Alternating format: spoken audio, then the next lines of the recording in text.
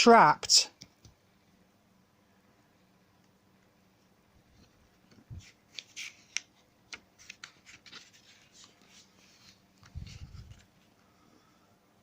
Station Officer Steele and Fireman Sam were carrying out a safety inspection in Pontypandy. At Dilys Price's shop, they checked the fire extinguishers and the electric plugs. "Very good, Dilys," said Station Officer Steele, ticking his checklist.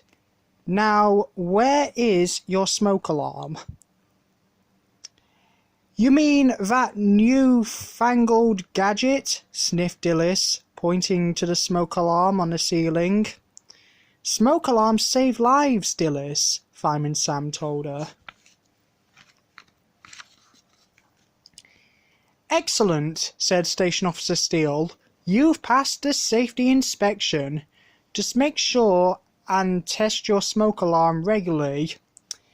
You want to be sure it's working," Sam told Dilys as the two firefighters left the shop. Norman arrived home just in time to hear Fireman Sam. His eyes lit up with mischief. "Well, my little treasure," Dilys said to Norman, "it's almost midday. Time to close the shop for lunch."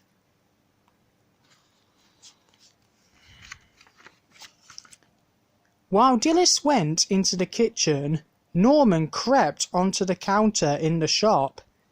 "I'd better take Fireman Sam's advice and test the smoke alarm," he chuckled. He pressed a button, and the smoke alarm gave out a high-pitched beeping noise. "Beep, beep, beep." "Oh my!" cried Dilys when she heard the smoke alarm. She ran across the road to the cafe where Fireman Sam and Station Officer Steele were carrying out another inspection. "Help! My shop is on fire!" she wailed. Fireman Sam and Station Officer Steele raced into the shop, but there was no fire. "Not a flicker," said a puzzled Station Officer Steele, "but something must have set off the smoke alarm." "Or somebody," said Sam, as Norman ran outside, giggling. "It's those new-fangled gadgets," said Dilys, shaking her head in dismay. She went inside to finish cooking lunch. "Norman," she called. "Norman, my precious, it's time to eat." Dilys sighed. "I'd better go and find him." Dilys went outside to look for Norman, but she had forgotten to turn off the stove. The saucepan of beans began to smoulder, setting off the smoke alarm. "Beep, beep, beep!" "Oh no!" cried Dilys. Fireman Sam was in the mess hall sipping tea when Station Officer Steele burst in. "There's an emergency," he said. "A fire at Dilys Price's shop." "I hope Norman's not up to his tricks again," muttered Sam as he raced towards Jupiter, the big red fire engine. At the shop, the firefighters rushed in with their hoses. They followed the smoke to the kitchen, where they found a burnt pan of beans. "I think Dilys's lunch is ruined," said Sam. "Yes, well, better safe than sorry," said Station Officer Steele. "All that commotion over a burnt pan?" said Dilys when the firefighters had gone. She gave a heavy sigh. "I've had enough fuss for one day," she decided. "I'll put my feet up by the fire and have a nice cuppa. My Norman will have to make his own lunch." Dilys moved the fire guard away from the fireplace and poked a small pile of glowing coals. She picked up the coal scuttle, but it was empty. "Oh dear," she said wearily. "I shall have to get more coal for the fire."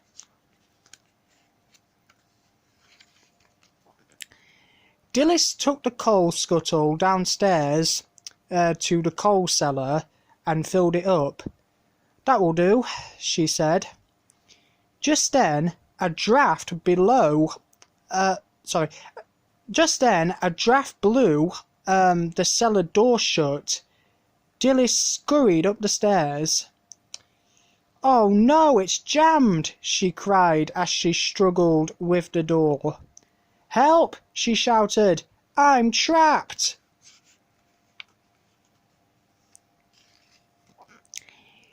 In the lounge, Dilys had forgotten to replace the fire guard, and a hot coal had fallen onto the carpet.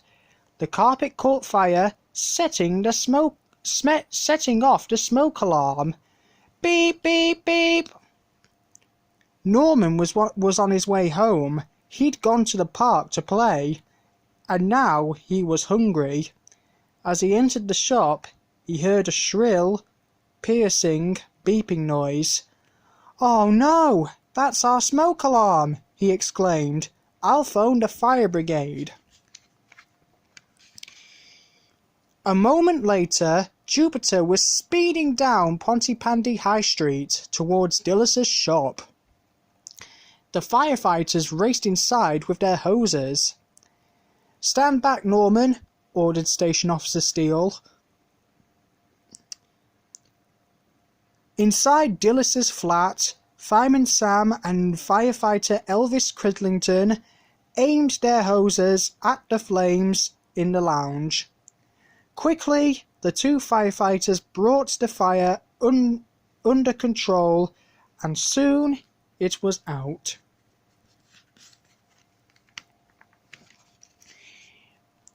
"Your phone call saved your mum's shop," Sam told Norman as the firefighters put away their equipment. "By the way, where is Dilys?" he wondered. Suddenly they heard a muffled shout. "She must be in the cellar," said Norman. They ran to the cellar, and Sam pulled the door open to reveal a very dusty Dilys. "Thank goodness you've come," she cried. "I was trapped." When Dilys had recovered from her ordeal in the coal cellar, she invited the fire brigade in for tea. "It was that smoke alarm and young Norman's quick thinking that saved your shop," said Fireman Sam. "Norman's such a treasure," said Dilys. Just then they heard beep, beep, beep. "Great fires of London!" Sam exclaimed. "Not again!" Norman appeared in the doorway. "False alarm," he giggled.